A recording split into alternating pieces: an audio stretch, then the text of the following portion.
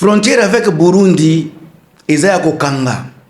Donc Uvira frontière wana ndenge ezalaki na 2025 na décembre comme lisusu lelo frontière ya Burundi na Congo eza ya kokanga. Pourquoi?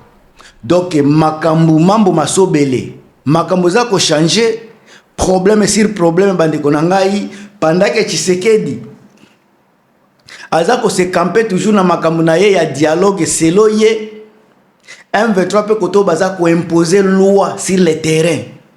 Alors quel le meilleur gagne? Na lobaki na bino ça fait presque 4 jours que ba M23 bazalaki na refus catégorique ya ko participer na dialogue ya Tshisekedi. M23 o dit non na dialogue ya Tshisekedi. Après 2 jours Tshisekedi ko annoncé dialogue selo ye. Na ebisaki bino avant makambo yo ke M23 baza na refus catégorique ya ko sala dialogue selo Tshisekedi. Na salaki batu bayaki ko répondre pengai mais lelo résultat tozomona Tshisekedi azo appelé batu ko sala dialogue selo ye. Ndeko nanga noko nangai Chirac Makayabu na pesi mbote sika oza tonton nangai yaya nangai Crispé Kayembe sika bozali Thérèse Dissabe sœur nangai grâce qui bombo na Italie avec Pierre Okende na niveau ya London bambote ya trop. Makambo komi ko baluka et komi mutu na mutu ala kisa rapport de force na ye Tshisekedi azo camper na position na ye ya kosala dialogue selo ye ba M23 pe kotoyo balobi bango pe bakosala makambu selo bango. Au moment naza ko solola ba village za ko kwea toujours na kacha maboka AFC M23 Tshisekedi aza ko kima na front ba FARDC bazo kokate na front mais Tshisekedi aza ko imposer toujours ko sala dialogue selo ye. Sika bande ko nanga na kacha dialogue yango tokende komona Martin Fayulu na kati Delice Sanga na kati Merle Vuvu na kati Ale Bolonjwa na kati bangonde ba opposant oyo tozomona non armé et puis bozi union sacrée soki botie batu oyo bako bouleverser ba donner politique nini pona ko stopper bitumba na est. Botie Martin Fayulu Delice Sanga Marle Vuvu Ale Bolonjwa bango ba opposant tozomona na Congo wana o bakendeki Burundi baza na force nini ya okende ko solola pona ko arrêter bitumba na est. Baza na force nini oyo ko permettre ba kende ko arrêter ba avancer ya ba AFC M23. Tangu peuple baza ko senga dialogue, est-ce que baza ko senga ngo avec opposition ya ba Fayulu ou bien avec opposition armée à AFC M23? Question to bana komituna parce que distraction et côté na politique et ti na misisa. Tshisekedi yemoko ayebi dialogue batu baza ko senga eza dialogue avec ba AFC M23, dialogue avec ba Joseph Kabila. Tellement que Tshisekedi ayebi que soki asali dialogue na ba AFC M23 akokoka bango te parce que bango baza na poste à partage de pouvoir été ayebi que soki ake kosala dialogue na Joseph Kabila bango baza ba radical baza ba radicaux makasi baza wana pona pouvoir été.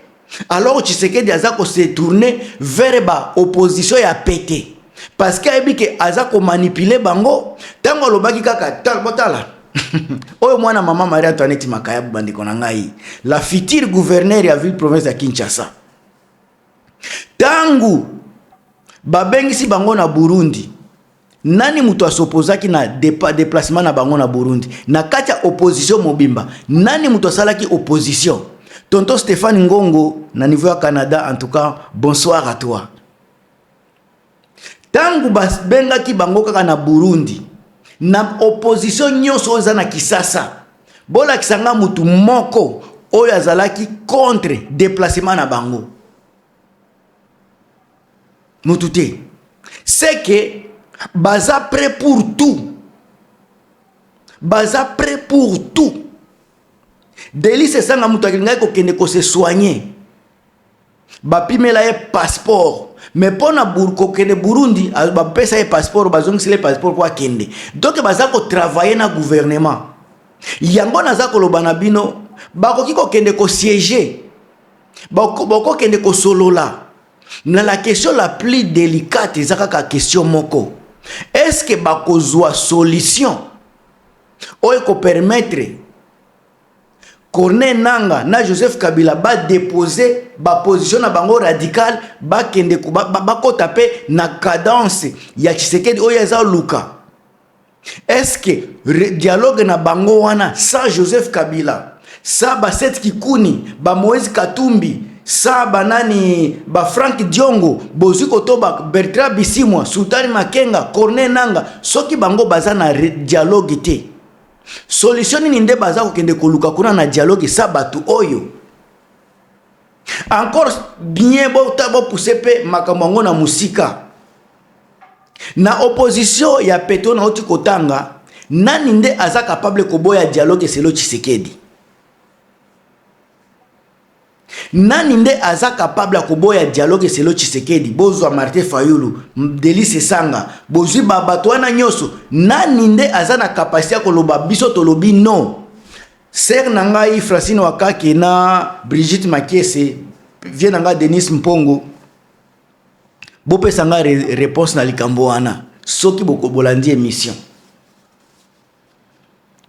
bande ko makambo zoleka na Congo tozokende na confusion sur confusion eloko ya malonga tozotika ngo tozolanda ba futilité Tshisekedi mo akoti na futilité ayebi bien que sans Bertrand Bisimwa, sans Corneille Nangaa, sans Sultani Makenga, sans Joseph Kabila, sans ba Frank Diongo, ba José Makila, ba Seth Kikuni, ba Moïse Katumbi, Matata Ponyo, dialogue oyo ekozala na kilo ata moko te. Parce que les vrais opposants batiki bango libanda. Bino bomona wapi makambo ya bongo. Alors nga naza ko benge loko yo distraction ya Tshisekedi. Tshisekedi a tellement que ayebi que peuple congolais aza passif.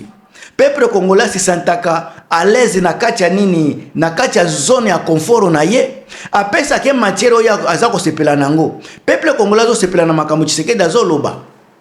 Omoni bango tu mais soki bokoti na fond, qu'est-ce que Tshisekedi aza ko proposer na bato? Et l'autre côté, soki bokoti na fond, et l'autre Tshisekedi aza ko proposer eza pure distraction.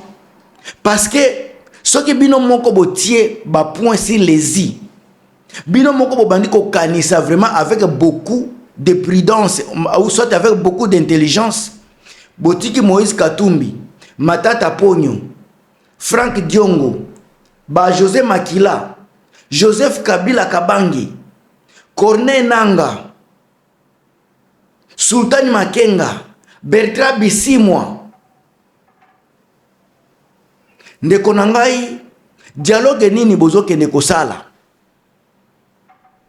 Dialogue nini bozokende kosala sabatu wana? Encore dialogue ya Tshisekedi eza ekoma nango na mot de passe. Soki ka kolobi Rwanda za ko agresser biso oke na dialogue. Pona ko trouver solution nini? Dialogue bozokende avec fait de route ya Tshisekedi. Eza dialogue nini? O bozokende na fait de route ya mutu.